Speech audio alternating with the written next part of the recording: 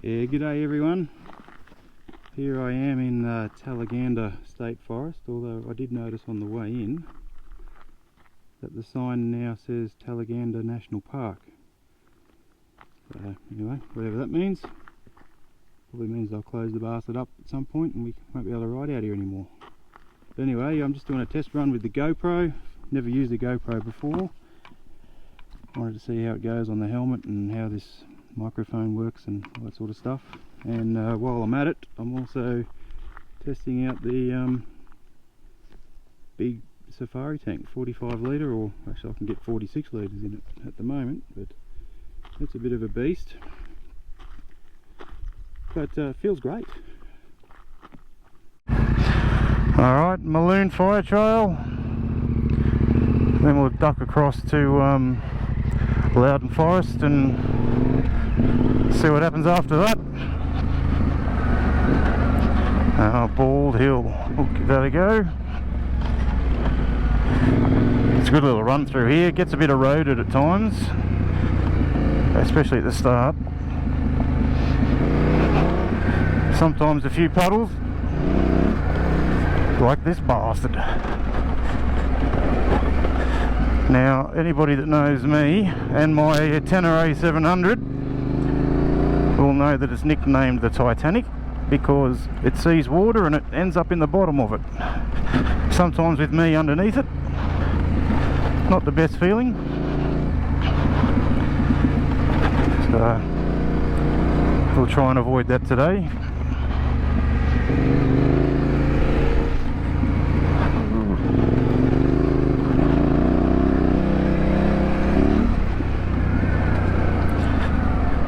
Shit, she's definitely a bit been boggy.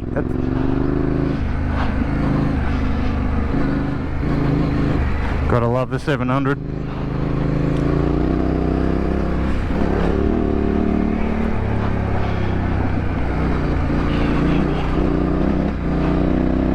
This tank feels amazing, even nearly full. It's so stable.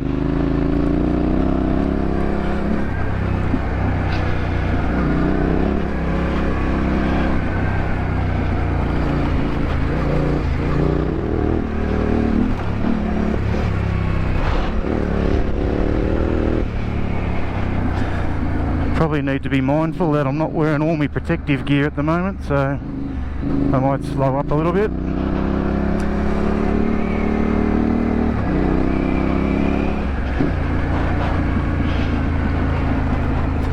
I've got the 6.9 rated springs in the front and the forks, which I've been led to believe are as strong as you can get for the 700. So when I'm filling this tank right up, shit, I may need to look at getting some new fork caps with preload adjustment in them, because I can feel that front diving a little bit. So hasn't bottomed out yet though.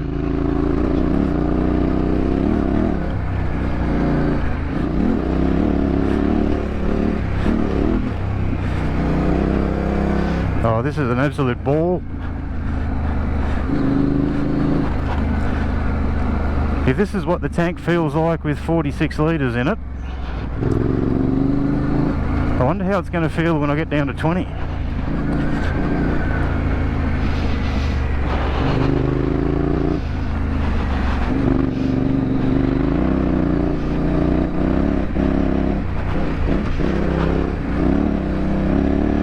My back spring I think is a 95, although when the suspension wizard tested that, I think it tested at about 92 or 3.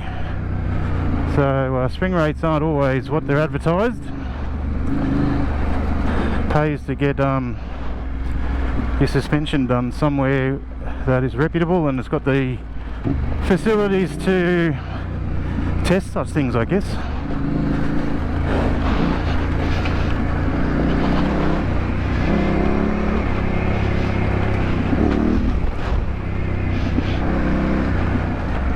So the back feels fine. I haven't got any preload dialed up on that at all at the moment,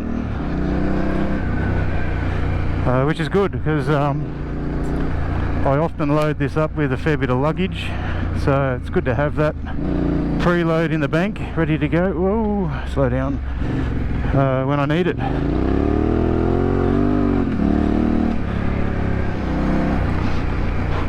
I might need to dial up the compression damping a little bit in the front.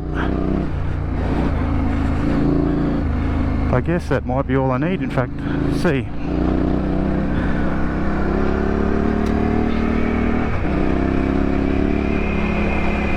So I'm not always going to be filling the tank up. That's the idea, I guess, is that you can run 20 litres if that's all you need, and it's incredible.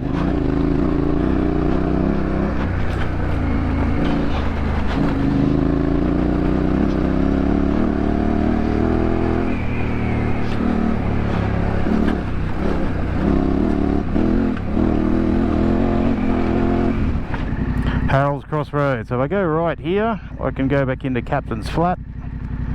If I go left here, I can head towards Braidwood. But I might go into Captain's Flat because word on the street is the pub is open again, and that sounds like a good option. So I've also just installed the new Scenic 60S Bluetooth comms thing, mesh, whatever it is, mesh 3.0 or something. My cohort Daniel, who is the D in DAG Adventures, myself being the G, Glenn, swears by this mesh communication or connection.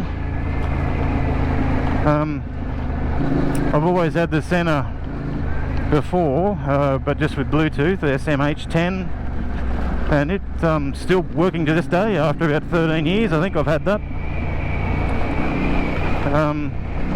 For the 60S, yeah, allegedly superior with the mesh connectivity, and the Harman Kardon speakers in the helmet, which have been working a treat actually, I must say. Hopefully it'll hang on in there and be as reliable as the SMH10 that I had. You've got to love the ABS on the 700. It's not really that intrusive. For this kind of riding anyway. If I was going hard, I might need to turn it off, but it just allows me enough rear wheel lock up to get the tail going into a corner. I know a lot of people, the hardcore dirt bike riders, always switch it off or even pull the fuse out, but I seem to manage okay. Getting too old to be racing and carrying on like a clown anyway. Yeah, right. One of society's finest. Lovely day for it though. I'll give it to him for that.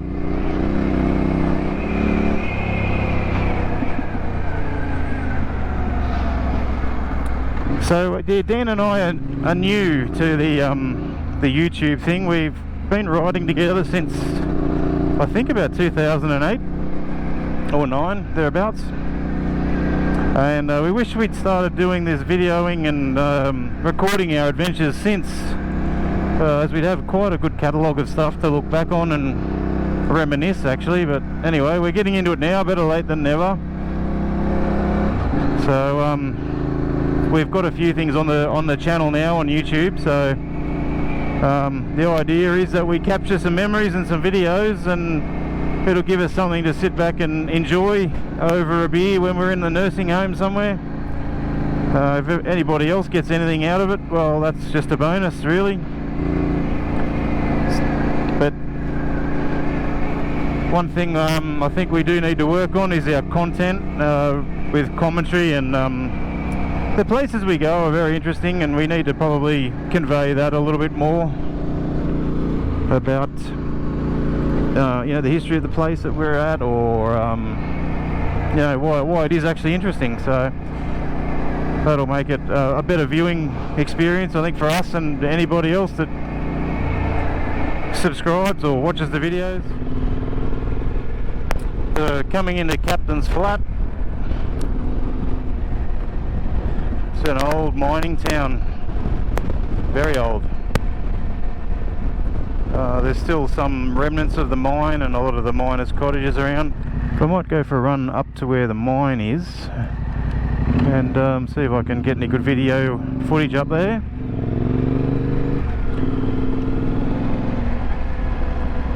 A bowls club. I don't know if it sees a lot of action. There's the great old pub. It's been open and shut more often than I don't know, the front door over the last decade or so. But I think a local owns it now, or has maybe leased it, and hopefully it what's this? No unauthorised access. Lake George Mineworks. Yeah, okay.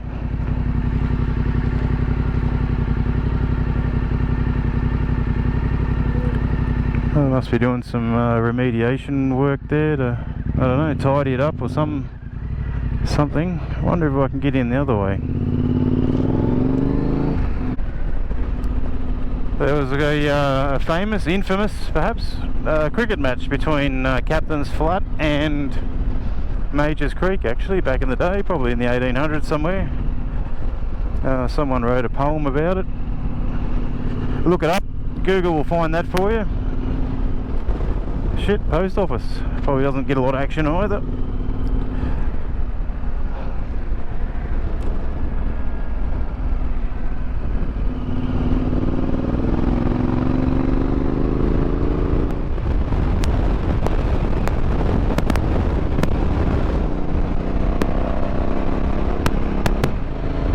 There's probably still gold here, I imagine, like in a lot of places that are littered through the high country in Victoria and parts of New South Wales as well, Queensland even.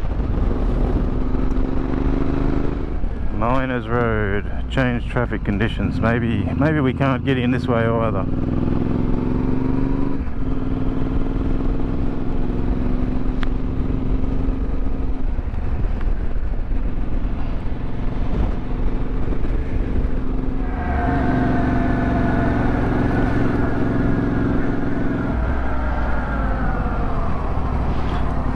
Same deal. Can't get in even up there to the lookout. Oh well, that buggers that a little bit. Such is life. Just thought I'd come across here towards Braidwood or even Majors Creek yet, I'm not sure. I guess when you got 900 kilometres of range in your fuel tank, that doesn't matter much which way you go. But I always stop up here and get a photo of the bike. It's a beautiful view looking east towards the coast. I think this is all part of the Great Dividing Range through here. Yeah, straight down there in that little valley, the Shoalhaven River makes its way through there as it heads towards the coast down near Tenere. I'll probably ride over it actually. I'll go that way and have a look at it. Yeah, it's a lovely spot through here. Good pub at Majors Creek too, I'll give you the tip. They do a really nice homemade rissole meal there. It's fantastic.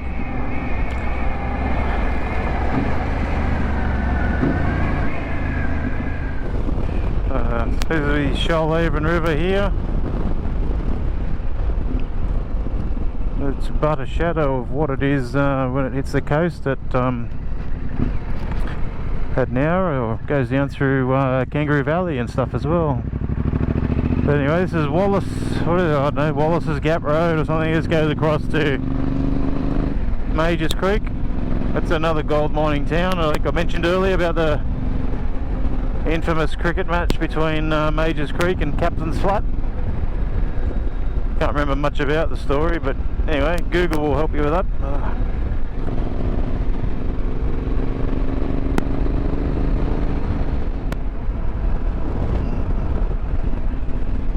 just coming into Braidwood. I think my tummy's telling me that I need something fuel, so I'll find myself a bakery or a cafe or something and grab a snack. Very happy with the safari tank. I'm hoping the video turns out. I'm not too confident actually, since I lost the sock off my microphone, but I guess that just means I'll have to go and do it all again. I will do more riding and testing with the tank as it gets down in fuel. I think I'm still somewhere around 40 litres at the moment, maybe 39, 38. It'll be interesting to see how it feels.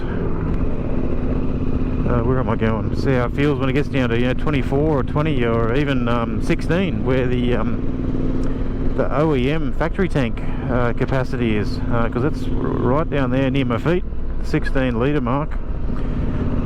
So I'm looking forward to that too. I didn't factor this in, the coast traffic coming back to Canberra. Couldn't drive a greasy finger up their own arse, half this mob.